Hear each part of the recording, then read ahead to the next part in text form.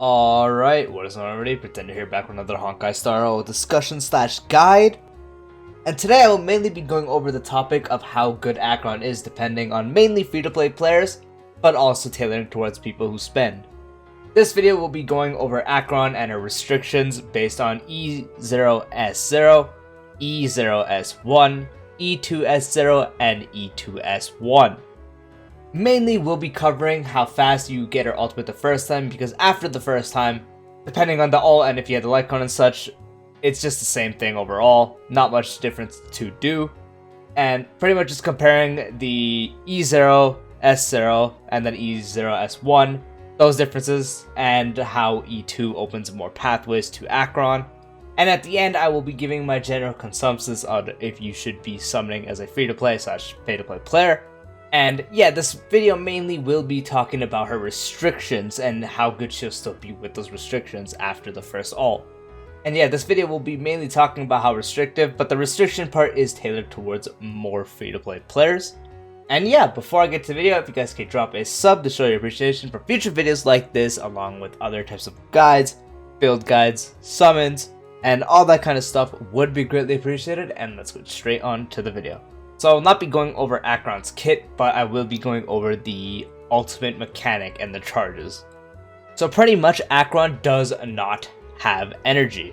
The way you ult with her is the stacks you can get by using her skill, and you can also get it by applying debuffs once per action. The debuffs applied once per action can also work with teammates. If your teammates apply debuffs, that will give Acheron a stack. And Acheron starts with 4 of those stacks at the beginning of the battle. And in order to ult, you need a total of 9 charges. Once you have 9 charges, her ultimate becomes available, and once you pop her ult, you can do the sequence of attacks.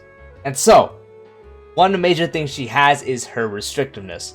One of her traces does talk about having nihility teammates.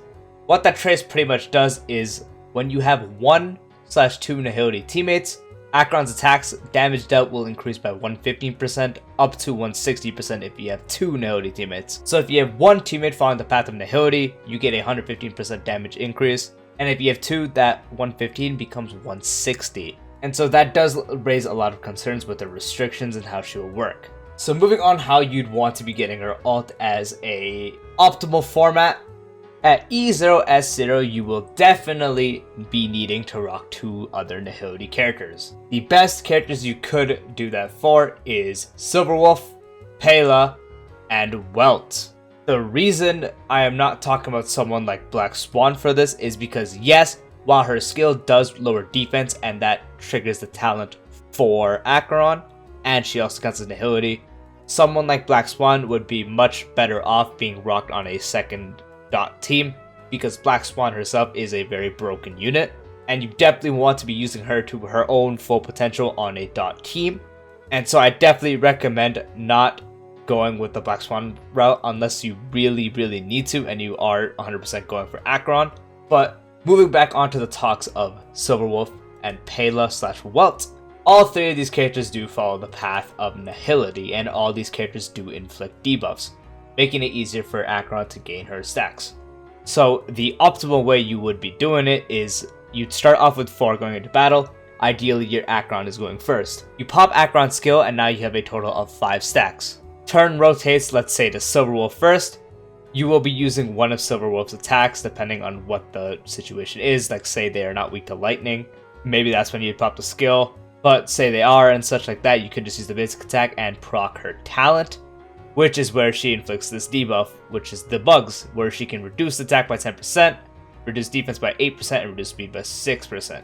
Proccing that on an enemy will count as 1 debuff. That 1 debuff will go towards being a stack thanks to Acheron's talent. Now you have 6 charges on Acheron's ultimate. Followed by that, using the ultimate on Silverwolf would inflict another debuff, due to the fact that it has a 100% base chance to decrease the target enemy's defense by 45% for 3 turns. So now you have 7 Acheron charges. And now the turn would rotate to someone like Pela / Welt. It does depend or not what happens if you're using Pela. If you have her E4, the skill would work here. And so your skill would apply the 100% base chance to reduce the enemy's ice res by 12% for 2 turns, which counts as a debuff. Now Acheron has 8 charges. You follow up that skill by the Pela ult, which inflicts exposed on all enemies, and when exposed, enemies' defense is reduced by 40% for 2 turns. And that's the last debuff you need. Boom, Acheron now has 9 stacks, and you can begin the ultimate sequence with Acheron. If you do not have the E4 on Pela, you obviously will be needing to wait for either your Silver Wolf or Pela to get another turn. Most likely, if your Silver Wolf went first in this example, obviously she'd be the next one up, because your 4th unit will most definitely want to be a sustained unit, so for the most part, they probably will not be able to inflict a debuff. And so optimally getting the ultimate right away with an E0S0 Acheron would be rocking a team with Acheron, Silver Wolf, Pela, or Welt, and your sustain unit. Obviously, Welt can also sub for Silver Wolf, that works too, because Welt himself inflicts slow on the skill.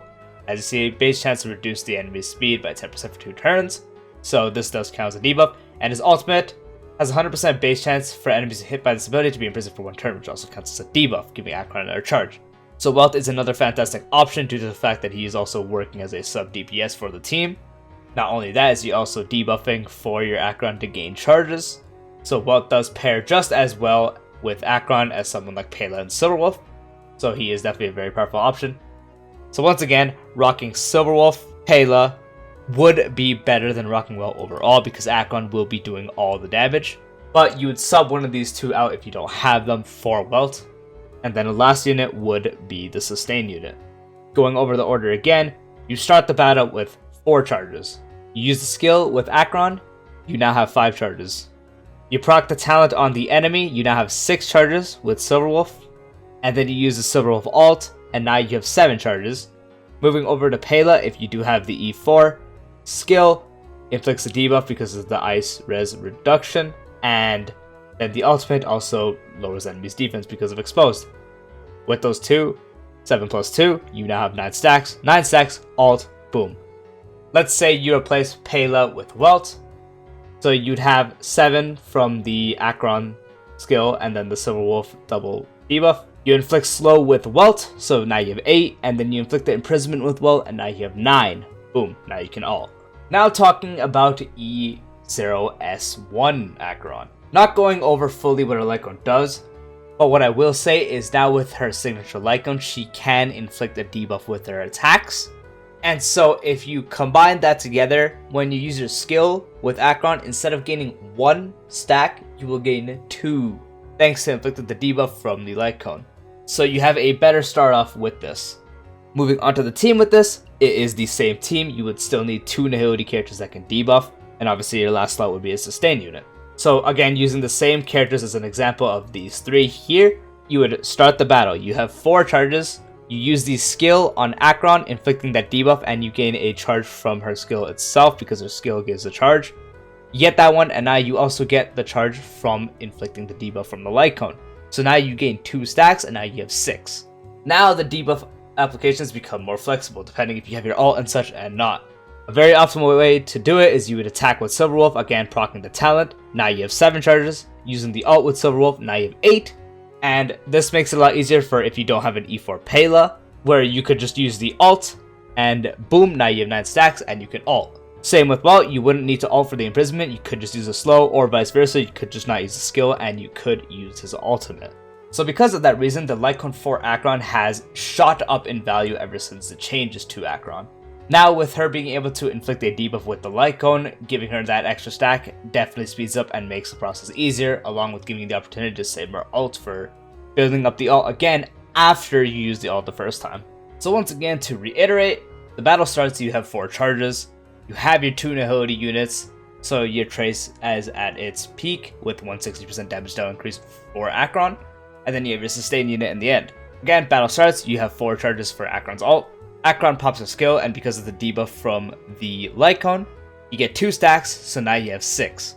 Ideally goes up to Silver Wolf's turn, you attack, you gain a stack, now you have 7. You ult with her, now you have 8. Turn rolls over to your Pela/Welt, inflict them with 1 more debuff, and boom, now you can ult with Acheron. And now moving on to Acheron's E2. E2 makes managing her restrictions way easier. What E2 does is reduces the amount of nihility characters the trace requires by 1. So to get the 160% damage increase, you now just need a single nihility teammate. You do not need 2. To get the full 160% damage buff, you now just need 1 if you have Acheron's E2. Not only that, at the start of the battle with E2, you have another charge to your ultimate. So that means instead of starting with 4 charges, you start with 5, making the entire team easier to run, and also making it easier to ult with Acheron. Hello, Editing Pretender here. I did mistake the E2 for this video, being that Acheron regains a stack at the beginning of the battle. It actually, as you read there, it is the beginning of the turn. Though this video still is about getting her ultimate for the first time as fast as possible, and also dealing with the restrictions with that. So from what I say here on out, that does not change anything. Obviously, this does open the path of, if you are a bit more patient and you don't want to get the ultimate right away, you could definitely use the fact that this is the beginning of her turn as a thing. But again, I'm mainly going over the fact that trying to get the ultimate right away is what you want to do. This makes team comps more flexible, but that does not change the nihility diva proportion. The best 3 characters you could run as a best friend. Number 1, I would still say Silverwolf. Number 2, Pela. Number 3, Welt. Obviously still being the best partners for Acheron. So, now for E2S0. So if you have E2 but you do not have the Lycon, you go into the battle and now you start with 5 stacks. Say now you're taking advantage of the fact that you only need 1 other nihility teammate. So let's say you have Acheron, your debuffer being Pela, Welt, or Silverwolf, and then 2 other units that might not be able to debuff. You go into the battle and now you start with 5 thanks to E2. You skill with Acheron, you now have 6. Let's say you're using Silverwolf for it, you attack, talent procs, you now have 7, and you ult with Silverwolf, and now you have 8. Sadly, even with E2, without the Lycon, you will have to wait for Acheron's turn again, / Silverwolf's turn again, in order to get the ultimate fully. But instead of taking another debuffer, you could take a harmony support like Bronya. And that is due to the ability Bronya has for being able to action advance a unit to gain another turn. As you see right here, as it says, dispels and debuff from an ally, allows them to immediately take action and increases their damage by 66% for 1 turn. So not only are you getting a damage boost, you are also getting another turn. And so with Bronya on the team, this is how it would go. The battle starts, you have 5 charges. You skill with Acheron, you now have 6 charges. You attack and ult with Silverwolf, that's +2, and now you have 8 charges. Although with this, and if you do not have Bronya's signature Lycon equipped, you will need to make sure you do a basic attack with Silverwolf due to the fact you would not have enough skill points if you use Silverwolf skill in this rotation. And so after that, you pop the skill on Acheron, you use the skill on Acheron again, you now have 9 charges, and you ult. Again, reiterating, Acheron going into battle, 5 charges, skill, now 6 charges, Silverwolf attack and ult, you would now have 8 charges. It's now Bronya's turn, you will use the skill on Acheron, skill with Acheron, and now you have 9 charges. Again, once again, for this, if you do not have Bronya's signature Lycon giving you a skill point when you ult the first time, you will need to make sure you use the basic attack on Silverwolf, otherwise you will run out of skill points. Editing Pretender here once again. Once again, back to that issue of me thinking at the beginning of the battle for the E2. I don't actually know, it is not said yet, if you pop the skill from Bronya, giving Acheron another turn, if that also does proc the E2. If that does, you can obviously take the times where I say you are 1 off getting the ultimate and you being able to use the ultimate right after. You can obviously take off that point, so if I said use a skill point, you can obviously just take out the fact that you need to use the skill point there by using Acheron's skill, since you would be gaining the last point by it being her turn via her E2. So keep that in mind, very important. And finally, moving on to E2S1, where managing Acheron and her restrictions and such is a lot easier starting off. So the way this would work is you're still rocking the best friend being Silver Wolf, Palo, or Welt. This becomes a lot easier. So with the light cone afflicting a debuff for Acheron, her skill when you use it will now give you 2.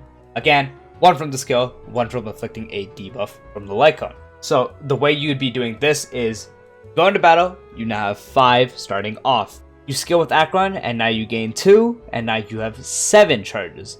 Moving on to Silver Wolf's turn, this becomes a lot more flexible, depending on the team you're running, because this team does become a lot more flexible with an E2S1 Acheron.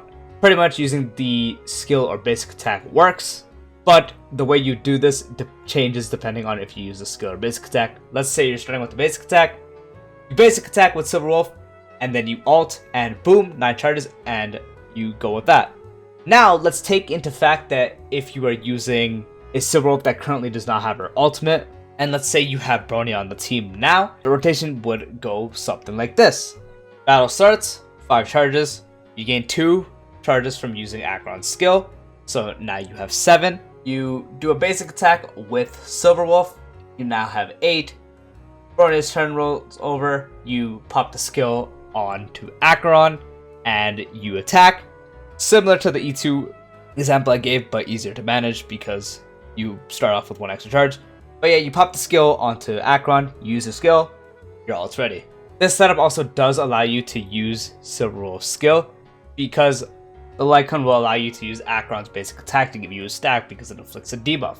So, again, going into the battle, 5 charges, Acheron's skill, 7, Silver Wolf, let's say you use the skill, you now have 8, say you don't have ultimate. You pop the skill from Bronya onto Acheron, you have no skill points, you use the basic attack and you inflict the debuff, and now you have your ultimate. Do keep in mind though, if you are doing the strat where you use the basic attack on Acheron before you ult, you will need to attack a different enemy because the main enemy will already be afflicted with the debuff from the light cone. So you would have to choose a different enemy. And if there are no other enemies, you will have to stick to using the basic attack on Silver Wolf in that case. And obviously if you don't have Silver Wolf, just taking the examples of the debuffs and applying it to, if you have E4 Pela, the skill debuffs and ultimate will debuff, so it's practically the same rotation. With Welt, it's the same rotation because the skill and ultimate do debuff without dupes. And so pretty much just taking the same analogy and applying it to Welt and Pela will be completely alright. And so now moving on to the question, is Acheron worth it? This depends on a multitude of factors. If you are free to play and you are looking for E0S0, I definitely recommend checking off these boxes. You have at least 2 of 3 of these characters being Silver Wolf, Pela, and Welt. If you have at least 2 to 3 of those built, or you are willing to build them, you have the opportunity to run the team. Another good thing to consider is if you want your second team to be Acheron as the main DPS. And another good thing to consider would be if you need a lightning DPS in specific. That does increase the value for her on your account. Another very important question is you should consider for your account if you'd be better off getting Acheron as another DPS, or if you'd be better saving for someone that is coming as like a sustained unit, such as a Fushwan/Luocha rerun, or the upcoming Preservation imaginary character, Adventuring. Would you benefit more from the supportive characters or sustained characters over another DPS is another thing to consider. And now for if you were saving a good amount, let's say you just have a bunch, light spender or free to play, whatever you are for this, if you are aiming for E0S1 and that is your goal, I would definitely recommend it. Sadly, the restrictiveness still applies with needing 2 Nihility characters, but just from her light cone alone, her value skyrockets. Not only her damage, but also building up to her ultimate, making it much easier to get and increasing her potential overall by a ton. But I would still definitely ask yourself and consider, would you be better off getting a DPS like that and a light cone, or would you better be saving it for someone like Fushwan and her light cone, because Fushwan as a sustained unit and her light cone are so good. So definitely look at your account, ask yourself if you're better off getting a support unit or another DPS. And as for E2, if you are already in your mind planning E2, you were probably set on it, but if you are willing to go for the E2 on Acheron, I would 100% recommend it. Acheron at E2 is going to be absolutely broken. From loosening her restrictions to just one nihility teammate, all the way from also giving her an extra charge at the beginning of the battle. Her potential does definitely skyrocket and opens up a lot more flexibility for her team. And same thing applies with E2S1. If you are planning on or wanting to go for E2S1, I would highly recommend it because with those alone, it is so easy to use her team. It is a lot more flexible and all that kind of stuff, just like with the E2 what I said. But even if you are planning to whale out like that, or you have a bunch of currency saved, or you just have to buy a little bit, just like the others, I would definitely take into consideration if you are wanting another DPS / needing another DPS, or if you'd benefit from the support. And so yeah, that is the video on my thoughts of the restrictions of Acheron, how it would work from each levels, and if she would be worth it for someone like you. Let me know if you guys found this video helpful, and I will see you guys next time. And also let me know if you guys are summoning for Acheron, because I personally will be. Peace out.